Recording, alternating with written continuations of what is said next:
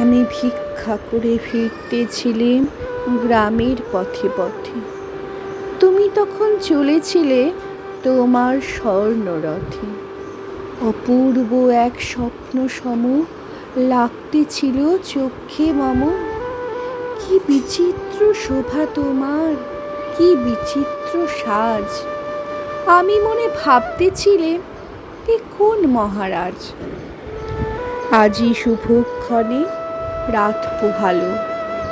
ভেবেছিলেম তবে আজ আমারে দ্বারে দ্বারে ফিরতে নাহি হবে।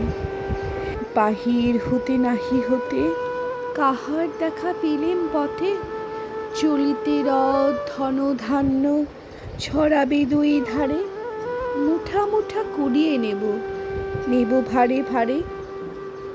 দেখি সহসা রথ থেমে গেল আমার কাছে এসে। আমার মুখ পানে চেয়ে নামলে তুমি হেসে। দেখে মুখে প্রসন্নতা চুরিয়ে গেল সকল ব্যথা।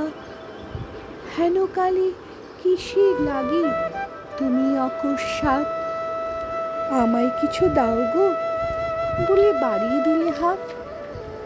মরিয়ে কি কথা রাজাধিরাজ, আমায় দাও গো কিছু। শুনে ক্ষণকালের তরে রইল মাথা নিচু। তোমার কি বা অভাব আছে ভিখারি ভিক্ষুকের কাছে? এ কেবল কৌতুকের বসে আমায় প্রবঞ্চনা। ঝুলি হতে দিলেম তুলে একটি ছোট্ট কণা।